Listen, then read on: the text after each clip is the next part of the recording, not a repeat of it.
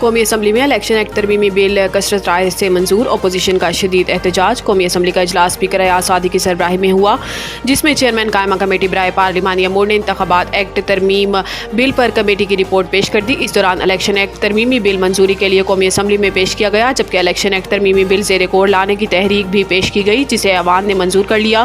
تحریک بلال اظہر کیانی نے پیش کی، جس کی اپوزیشن نے شدید مخالفت کی۔ اپوزیشن ارکان نے ایوان میں احتجاج اور نعرے بازی کی، اسپیکر ڈائس کا گھیراؤ کیا اور ایجنڈے کی کاپیاں پھاڑ دی۔ اس دوران علی محمد خان نے ترمیمی بل پر ترمیم پیش کی، جس کی وزیر قانون نے مخالفت کر دی۔ علی محمد خان نے کہا کہ سپریم کورٹ نے کہا ہے کہ پی ٹی آئی سیاسی جماعت تھی، ہے اور رہے گی۔ الیکشن کمیشن سے پوچھا کہ کیا 39 ارکان کے لیے ہی پی ٹی آئی حلال اور 41 کے لیے حرام ہے؟ ہم اس ترمیمی بل کو مسترد کرتے ہیں۔ قانون سازی ضرور کریں، لیکن یہ ملک کے مفاد میں ہونی چاہیے۔ اس قانون کی سازی کے خلاف عدالت جائیں گے۔ لاہور، انسداد دہشت گردی عدالت میں اسد عمر کی طبیعت خراب، ہاسپٹل منتقل۔ سابق وفاقی وزیر اسد عمر لاہور کی انسداد دہشت گردی عدالت میں پیش ہوئے تھے، جہاں ان کی طبیعت ناساز ہوئی۔ ذرائع کا کہنا ہے کہ اسد عمر کو سینے میں تکلیف ہوئی، جس پر انہیں فوری ہاسپٹل لے جایا گیا۔ اسد عمر کے وکیل نے بتایا کہ سابق وزیر عدالت میں ہی تھے کہ ان کے دل میں تکلیف ہوئی، جس پر انہیں گود میں اٹھا کر گاڑی میں ڈالا گیا۔ اسد عمر کو پنجاب انسٹیٹیوٹ آف کارڈیالوجی منتقل کیا گیا، جبکہ شاہ محمود قریشی کے صاحبزادے زین قریشی بھی ہاسپٹل پہنچ گئے۔ اسپتال انتظامیہ کا کہنا ہے کہ اسد عمر کی حالت اب خطرے سے باہر ہے۔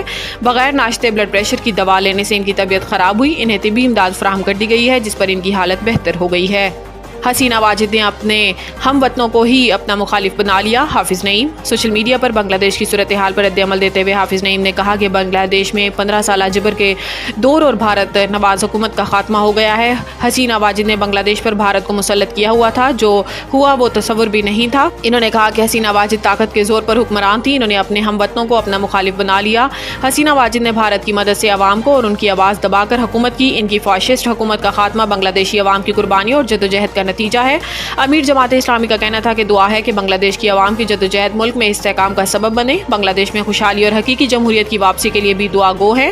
یاد رہے کہ بنگلہ دیش میں ایک ماہ سے جاری پرتشدد مظاہروں اور ان میں سینکڑوں ہلاکتوں کے بعد بنگلہ دیشی وزیر اعظم شیخ حسینہ واجد استعفیٰ دے کر ملک سے فرار ہو گئی ہیں۔ پاکستان میں آبادی بڑھنے کا بم پھٹ چکا، اسے کنٹرول کرنا ہوگا۔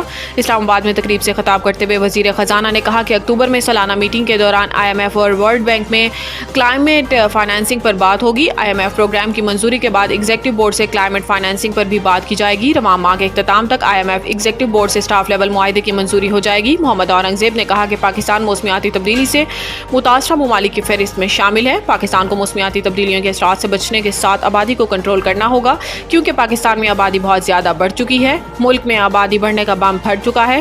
انہوں نے مزید کہا کہ ملک کی معیشت کو بہتر بنانے کے لیے نجی شعبے کو اپنا کردار ادا کرنا ہوگا۔